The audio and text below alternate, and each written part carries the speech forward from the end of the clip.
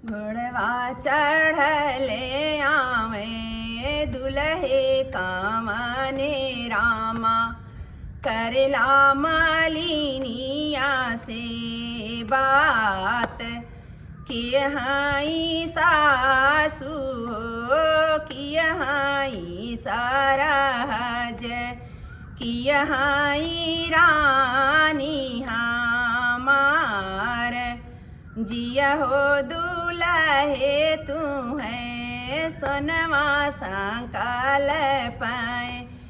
वही हाई सासू तो हार, जिया हो दुल्हे तू है बीरवा कुचावाई, वही हाई सारा हज तो हार,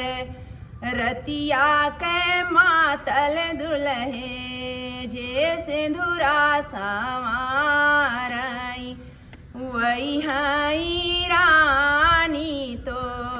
हार, रतिया के मातल दुल्हे जे सिंधुरा संवाराई।